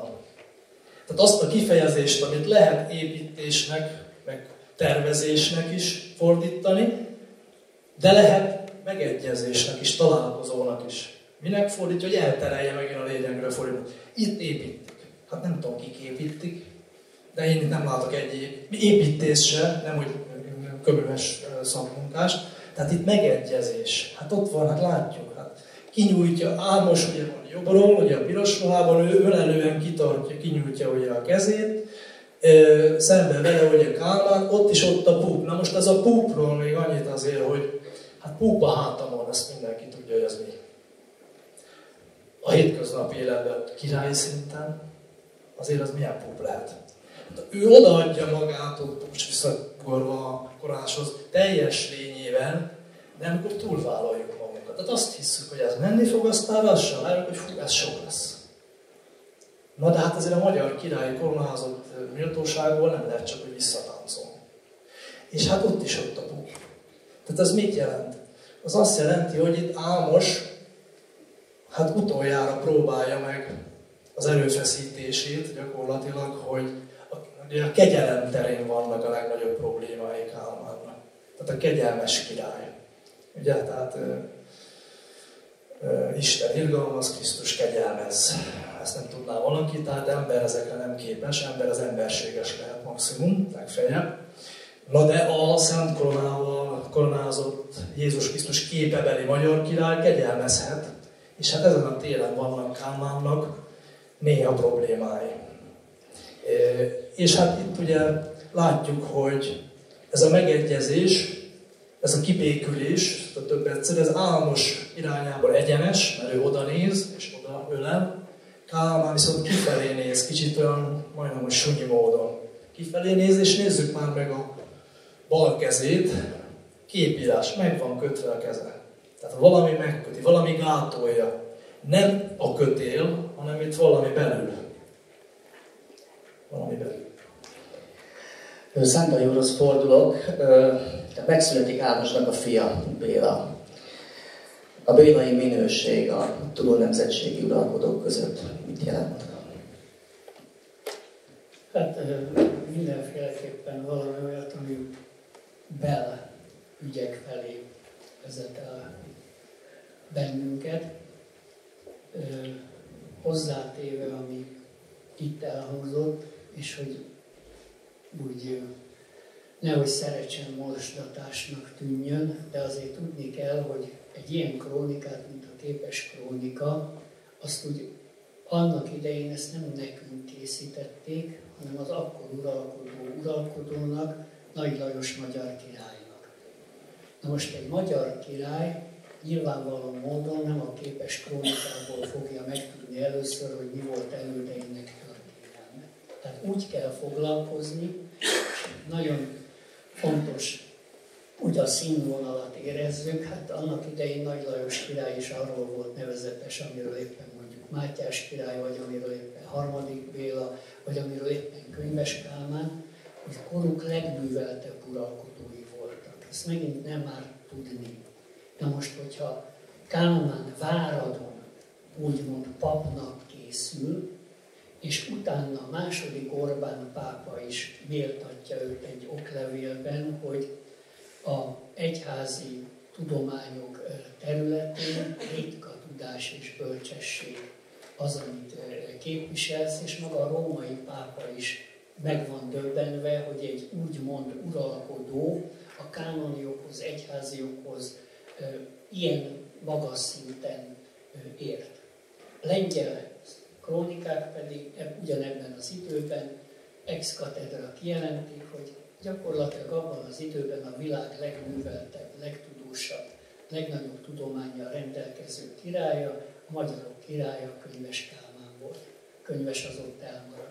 Most megint a figyelmeztetés, nem mi mondjuk, tehát kortárs, külföldi és mondjuk egy Szent Atya, mondjuk egy latin rítusú kereszténységen belül, amit katolikusnak nevezünk, azért gondoljuk végig, hogy nem akárki nyilatkoztatja ki, hogy itt milyen tudásról, bölcsességről van szó. Horribile dictu, ezek szerint Magyarországon lehetett tanulni.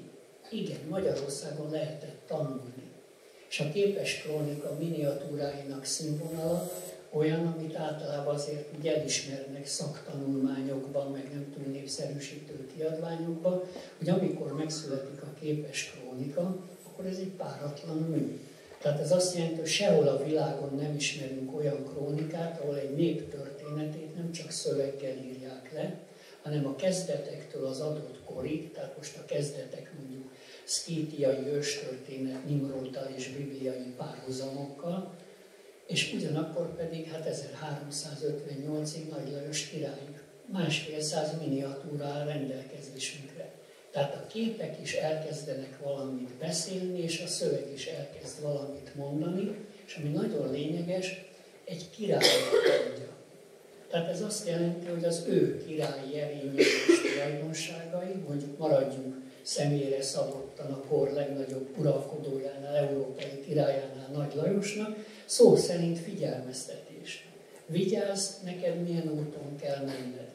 Arra figyelj, mert ha jó király akarsz lenni, akkor ezeket az erényeket kell gyakorolni. És a képes krónikán ez a párviadalosdi, meg hát minden nép történelmében általában végigfut, a trónharcoknak szokták nevezni, de Pap Gábor megfogalmazta nagyon szépen, hogy nem mindegy, hogy egymásért küzdünk, vagy egymás ellen küzdünk. Na most itt egy darabig Álmos és Kálmán között, ahogy Tamás nagyon szépen felvázolta, az egymásért való küzdelem. Tehát ez azt jelenti, hogy ténylegesen küzdéssel, erőfeszítéssel bírni a másikat, hogy a benne szunnyadó, ki nem bontott, fel nem ismert jogtulajdonságokat elő tudja hozni. Ez nagyon veszélyes egyébként, mert könnyen átcsúszhat az egymás elleni küzdelemben. Az egyiknek a példája az egymásért való küzdelem, a magyar történelemnek ez az őspárosa indítja el, ez Hunor és Magyar. Igenis küzdenünk kell egymásért, és igenis a hibáinkat. Ma a pedagógiai nevelés az gyakorlatilag a hülyeségek dédelgetéséből áll. Gondoljuk végig. Tehát nem árt tudni, hogy egy gyerek is úgy születik, hogy energiagombóc. Tele van, abban minden tulajdonság ott van. És ha elkaphatják, nem nevelik, nem figyelmeztetik, mert nem szabad, mert Brüsszelben mit fognak szólni, elnézést. Nem Brüsszel csinálta azt a gyereket, hanem a kedves édesanyja és édesapja, hogy úgy mondjam, szerelemből nemzette jó értelemben. De gondoljuk végig. Egyszerűen elbutultunk. Tehát nem véletlenül az apokalipszis az most popogtat minden irányból, ajtón és ablakon. Tehát ennyire embertelen, lazasággal, ugyanakkor pedig tele ember alatti félelmekkel nem tudunk jót tenni. Ismerni kell az embernek a működését. Igenis, vannak jó képességei, akkor ne pipázgassak, nem tudom mit, hanem valaki bökjön már meg, hogy milyen irányba induljunk el. Hát a világban, meg Magyarország felett, tehát elsötétedési időszak, utolsó világkorszakot éljük, ha nem tudnánk. A világév, ezt nem én mondom, csillagászok mondják, nem mi mondjuk, csillagászok mondják, hogy van egy ilyen időintervallum, hogy világév. Ez majdnem 26 000 év, hogyha kerekítjük. Én egy lábjegyzetben is írtam a magyarázatát, aki eléggé mazochista elolvashatja, hogy ez be van vezetve, hogy ez csillagászatilag hogy van, de higgyük el, de csillagászok használják ezt annak, tehát ha van világév, akkor annak a 12. része a világkorszak, világhónap, az meg 2760 év. És az utolsó világ, ennek a világévnek, amit most élünk, az utolsó világ korszaka, az bizony Jézus Krisztus megtestesülésével indult. És ez az első, tehát ez ugyanaz a része a világévnek, mint a december a napévnek. Elsötétedés. És ha azt hinnénk, hogy nem tudnánk, hogy jár a fény, akkor azt gondolnánk, hogy itt a világ vége. Na most ilyen elsötétedési időszakban kell az esti fény, aki hozza a fényt a világba, és hát ez az Istvánság, ez esti Vénusz. Hát az az esthajnal csillag. Tehát melyik az a fényes csillag, ami elvezet engem, ha olyan sötét van, hogy még hold se világít, és hát felhők azok nincsenek, mert különben akkor a csillagot sem látnám, de elvezet a babám ablakáig. De hogy maradjunk Szent István királynál, hogy nevezi meg az egyik legismertebb egyházi himnusz? Ahol vagy magyarok tündöklő, és rájön, csillaga. Jó reggelt kívánok! Tehát esti fény. A sötétségben a legnagyobb bajban ki akarják nem magától szűkülve a turul nemzetség helyzeteit Kálmán uralkodásának a végén. Egy nagyon is jól beazonosítható, mai napig tobzódó és munkálkodó sötét erőtér az, ami, és annak az ügynökei ezen, ügynök, hát az nem a James Bond, tehát ügynök, aki valamilyen ügyön dolgozik. Lehet, hogy ez egy jó ügy, de bizony lehet egy sötét rossz ügy. Hát bizony ki akarják veszejteni ezt a nemzetséget, mert nagyon útban van nekik ez a megszámolható sok szent, ugyebár. Túl nagy itt a szentség nálunk ezek szerint. Tehát esti fény, és hát a garabonciás, hát igen. Tehát ahogy Számtai Lajos úr leírta és elmondta számtalanszor, a táltos, és azon belül a garabonciás a nem néprajzi érdekesség. Tehát nem jelent, hogy mesélgetünk valamit egy kisgyereknek, hogy valami érdekeset kitaláljunk. Tehát ezek adatolható tények megint. Én a magam nyelvére ezt úgy szoktam lefordítani, hogy ha gyerekeknek mesélek erről az iskolában, vagy próbálok nekik valamit erről erről mesélni, hogy ezt úgy fogd fel a mai világban, mint a született zseni. Tehát nem lehet tanulni, hanem mutatkozik. Ő úgy jött. Most bocsánatot kérek, Lionel Messinek kimutatta meg, hogy kell cselezni. Ugyanakkor egy másik tehetséges születő focista 5-ször születik, azt sem fogja semmilyen edzőtől megtanulni azt, hogy tehát a született tehetség. Tehát a táltosság ennek a legmagasabb szintje, ami emberben meg tud testesülni. És a garabonciás az pedig ennek egy igen különleges, hogy úgy mondjam, nehezen kezelhető. Tehát ma valószínű, hogy azonnal a pszichológushoz küldenék az ilyen viselkedésében. Tehát nagyon nehéz természetű, nagy természetű, nehéz természetű. Melyek azok a királyok, itt a Turul nemzetség, vagy a későbbi időszakból, akik kereszt a jelzőt tudnák alkotni? Hát időrendben az első, akit én itt fogni tudok, a magam részéről, az maga második István, és akkor így lehet érteni, hogy miért volt ő indulatos, sokszor ugye, mert ezt lefordítja még a hivatalos történet, hogy indulatos volt, meg haragos volt, meg milyen mondjuk egy Petőfi Sándor nem volt az? Tehát ő gyakorlatilag egy kezelhetetlen ember. Ő mindenkivel beleveszett, hogyha rossz napja volt, önmagával nem állt szóba. Hát katona korában 2-szer majdnem hadbíróság elé állították, mert a fejetteseit nem tiszteltek. A katonaságnál ezt elég rossz néven szokták lenni. Bemapó volt az, aki 2-szer megmentette. Na de ő nem király. Na bocsánat, most 6-szor idézem, hogy csak költő. Most itt jól érts. Tehát zseniális. Na most egy királyi szinten, ezzel a nagy garral jönni. És ezzel a nagy indulattal, nagy tehetséggel, nagy tenni akarással kell ő neki azt megvalósítani, amiért az apja, a bölcs se tudott. Hát ez az, ami nem mindegy. És ezen áll, hogy bukik a Turul nemzetség sorsa, és ez egész magyar nemzet, és bocsánatot kérek, a világ népeinek ügytörténeti sorsa, mert Bonfini, tehát megint direkt nem magyarra hivatkozik. Bonfini, ahogy magát szokta nevezni, Bonfini Antal, magyar nemes, mert ő erre volt büszke, és nem arra, leginkább, hogy Mátyás király udvarában Nápolyból érkezett Beatrix királyné, ugye későbbi királyné udvartartására. Tehát ő, mint reneszánsz humanista, ő is megír egy magyar tehát egy világtörténelmet, ugye, amiben magyarok ugye, központi szerepet játszanak, de nem erre szeretnék kitérni, hanem hogy mit ér ő erről a mozzanatról. Mert ha a ennek a királyi nemzetségnek akkor magva szakad, az ország pusztulása nem lehet kétséges. Ezt még ő is érti. Pedig ő nem magyar műveltségi területről érkezett, és nem magyar az anyja. Ő is fölfogja, hogy ez annó 300x évvel ő előtte, ugye milyen horderejű kérdés volt.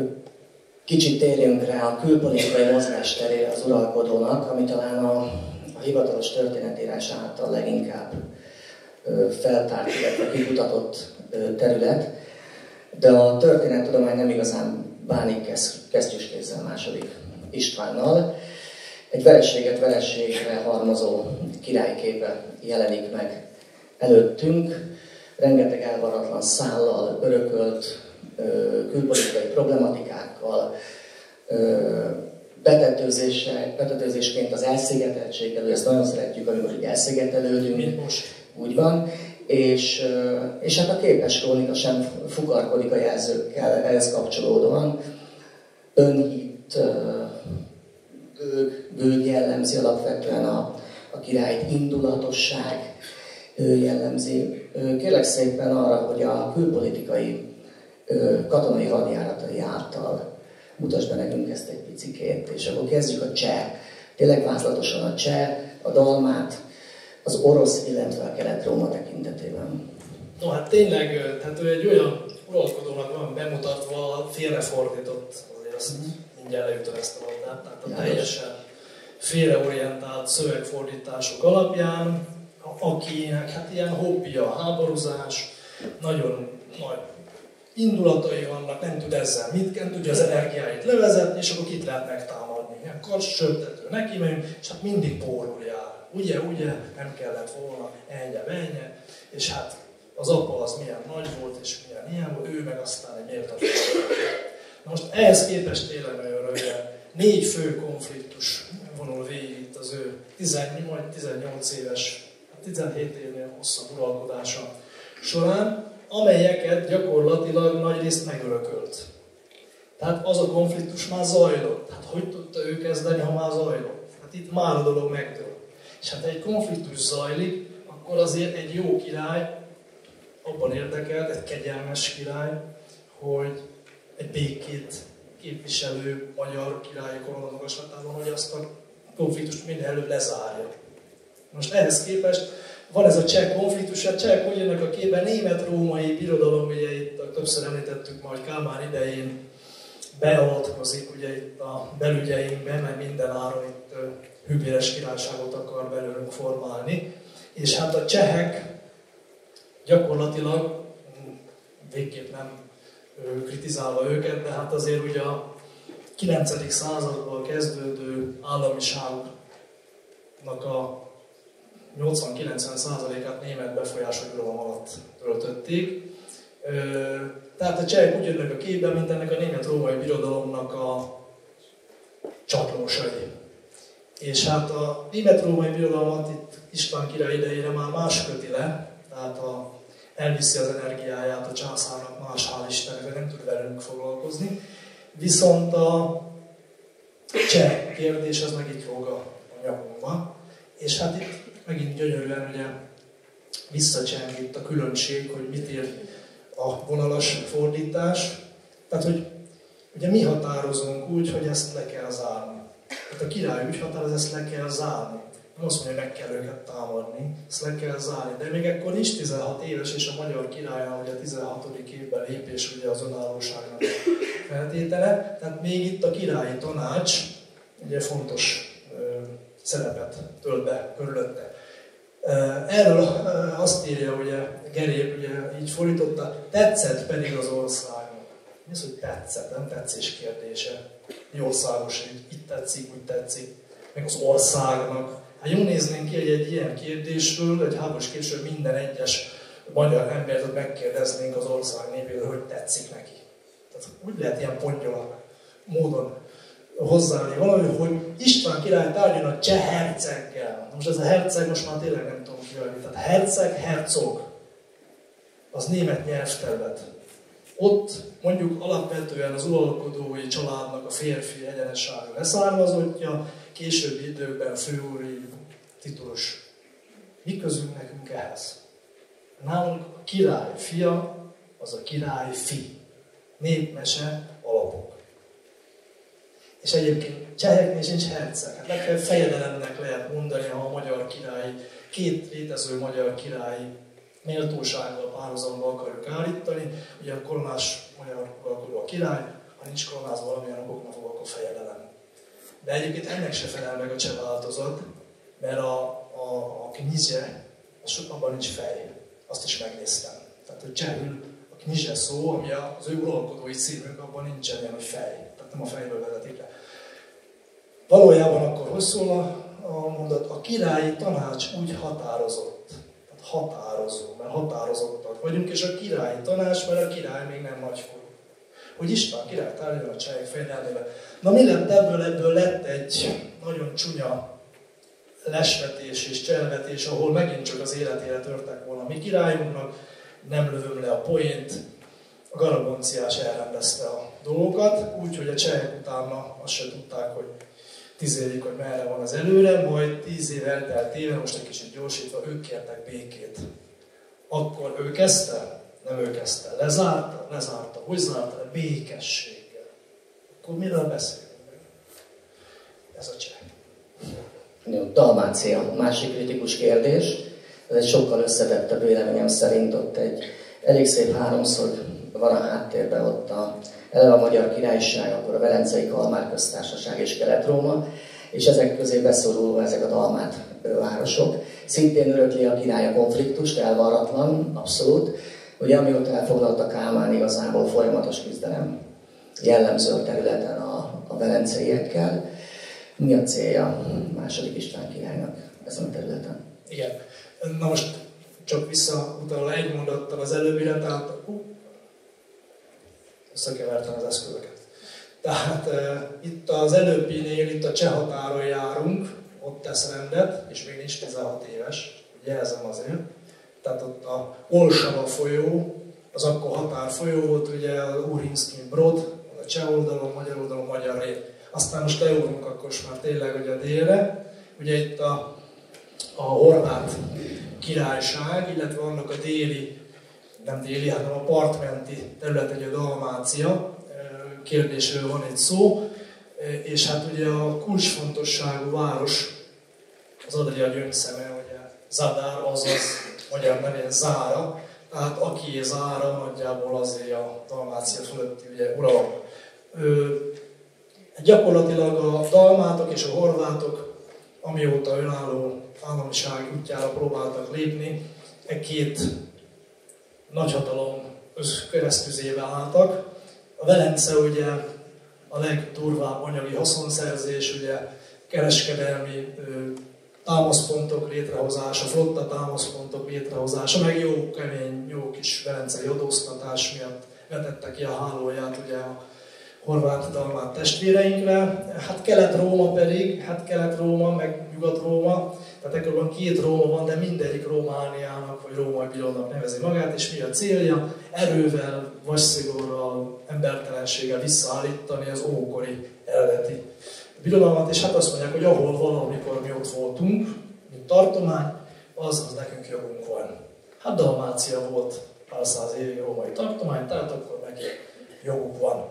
Na most hát így jön itt a konfliktus, és hát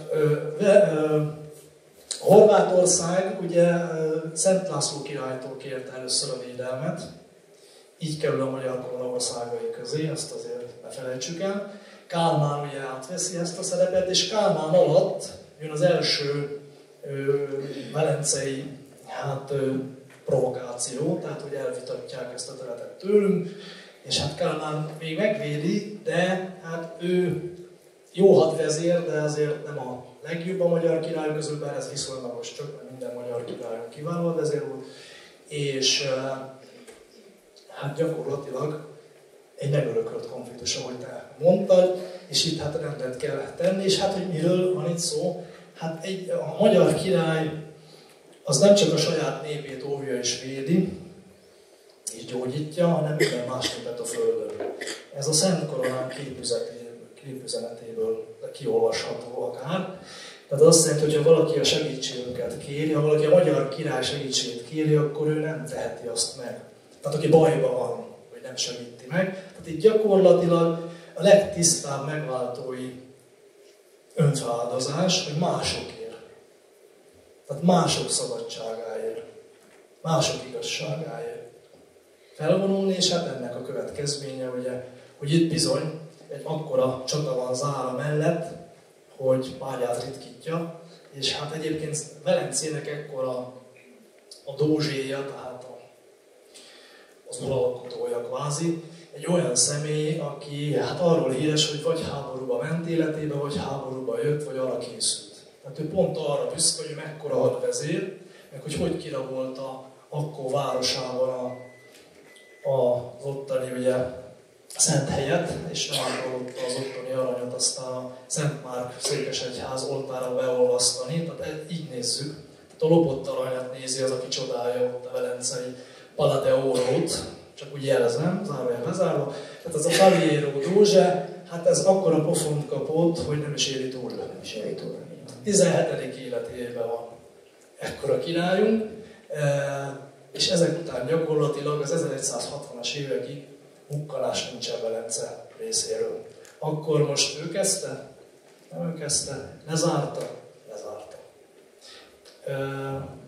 Aztán van... Kicsit az orosz területek, jó? Tehát egy kicsit így geopolitikailag mutasd be nekünk, hogy néz ki ez az orosz fejlelemség. Itt azért Zára, tehát ugye egy térképen és hát körülbelül napjainkban nagyjából olyan észak-nyugat felül átképe. Tehát úgy mutatom, hogy... megint ezzel akarom mutatni. Tehát, hogy a csata csak annyi, hogy ezen a sávon zajlott, ez egy 600 méter széles földsáv. Hát ez nem egy túl széles arcvonal, tehát ott a mi mozgékonyságunk, meg lovasságunk, tehát hogy ott hogy lehetett kicsik, hát egy galabonciás szilaj lendületével lehetett itt ugye valamit elérni, hát a könyvből meg lehet tudni a részleteket, úgyhogy és miképp, és hát azért, bocsánat, ezt nem lehet kihagyni.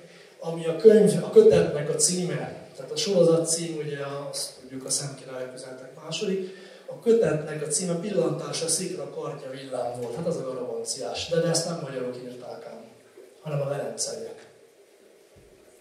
Tehát a velencei évkönyvek így írják le egy mondatban a mi királyunkat. Tehát lehetetlen, tehát igaz, hogy Kalmár köztársaság, igaz, hogy sok mindent el lehet róla mondani, de azért azért a tisztelet.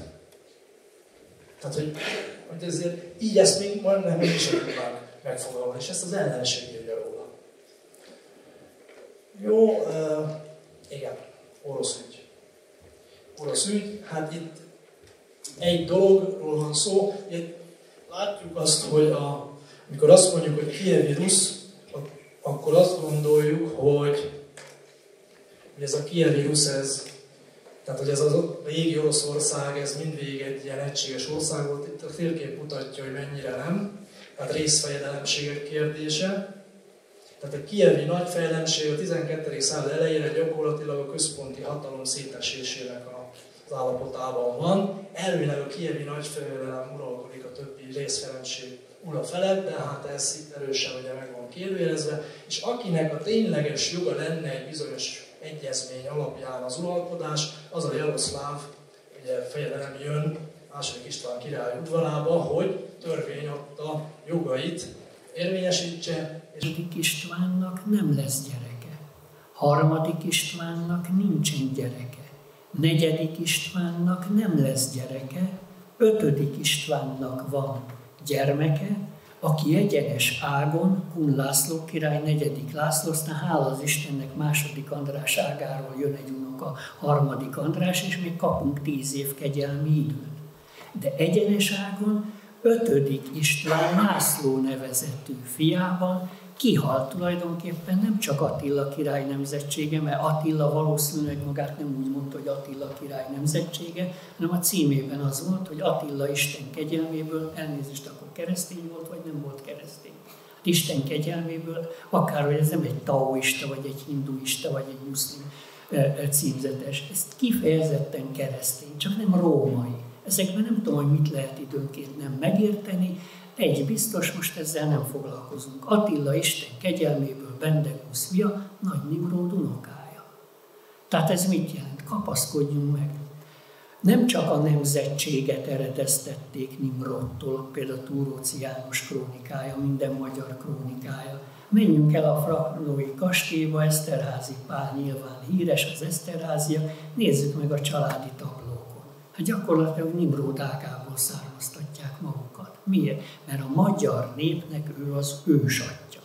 A királyi nemzetségnek pedig ő az atya. Tehát ez a csodálatos egy nemzet életében, amikor egy népnek és az uralkodó dinasztiának tulajdonképpen közös az eredete. Tehát teljes egészében egyek vagyunk. És az a meghökkentő, hogy a Lászlóág, pedig az is egy Szent Lászlóval indul, most gyorsan végigvesszük, Szent Lászlónak nincs fiú gyermeke.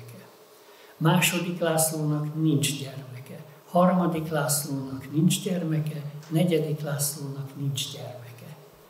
Tehát az az ág fog dominálni a Turul nemzetségen, Attila király nemzetségén belül, aminek az elindítása.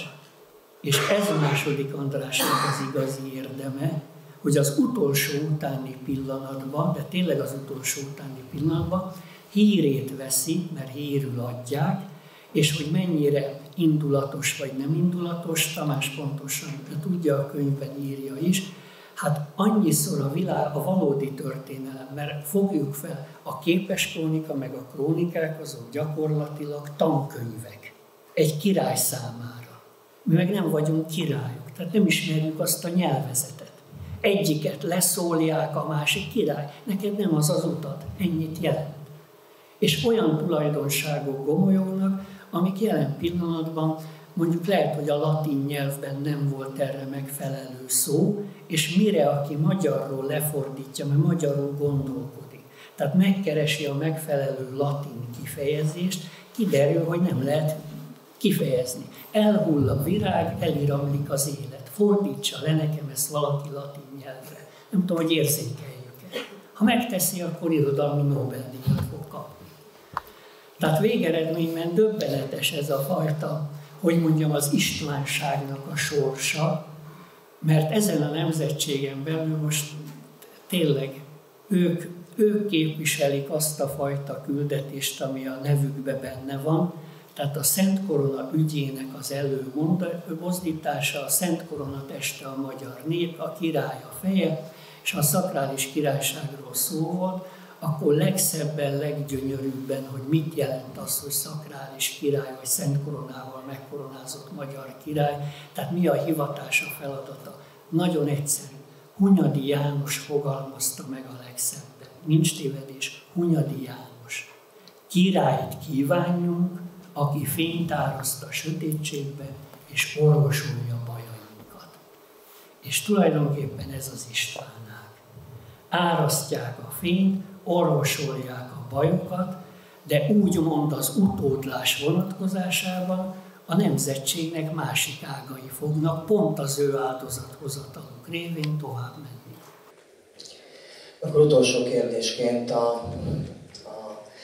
az Istváni út betetőzésének tekinthető-e, hogy a bélai minőség hatalomra jutott Magyarország? Hát kérdésben a válasz, tehát mindenképpen. Tehát amikor egy ilyen életerővel, ilyen tudással, ilyen óriási lendülettel megáldott király fel tudja azt fogni, nem fel tudja azt fogni, hanem meg tudja azt valósítani, hogy a saját maga áldozatával a nemzetség másik ágát, ezt az ágat, aki az életet, a további utat, a kibontakozás új útját fogja biztosítani, hogy ezt meg tudja valósítani, tehát hogy ezt végrehajtsa, hát az tényleg a csúcs, azt gondolom. Ez maga, azt mondom, nem túlzás, ez maga a Jézus Krisztusi áldozatnak a megvalósulása, és hát egyre azért fölhívom a figyelmet, hogy 31. életévében van II. István király, amikor Bélát, ugye a Bélát kinevezi, fiává fogadja, örökösévé nyilvánítja, kiházasítja, nem is akárhogyan, meg is születik, még azt megvárja, tehát tényleg szó szerint megvárja, hogy megszülessen az az utód, aki biztosítja majd tényleg azt, aki az első könyvnek a felszerelője, második Géza király, az idézetben is van, és aztán önkéntes alapon saját elhatározásából távozik az élők sorából. Na most hát ez, gondolja most mindenki, amit akar, de mert hát miért is? Addig nem léphet trónra nálunk, tehát nincs ilyen társuralkodó.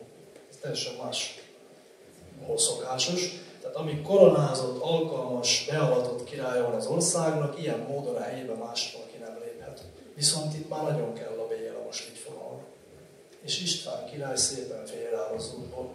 Na most, ha ezt egy buddhista vonalon mondják el nekünk, akkor azt mondjuk, hogy hát persze, hát igen, ott valaki tud a saját, tehát hogy mondjam, a tudatát tudhatja olyan fokon uralni, hogy akkor hagyja el az életet, amikor ő akarja.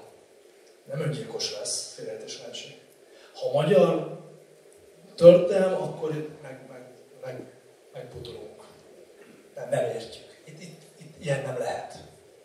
Pedig minden jel arra mutat, hogy valami ilyesmi történt, egyébként nem is utoljára. Tehát a 30 pár éves korokban életerejükben távozó királyaink misztérium az egy külön kérdés, de azt már semmiképpen nem fogjuk megvitatni. Nagyon szépen köszönöm, ez végszónak is tökéletes volt, azt gondolom. Köszönöm szépen Szántari Lajosnak, hogy elmondta gondolatait, megtisztelt minket. Köszönöm szépen Tamásnak, hogy bemutattad a könyvet, és szintén belevittél itt a második István korának rejtelmeibe. Köszönöm szépen az önök megtisztelő figyelmét, további szép estét kívánok!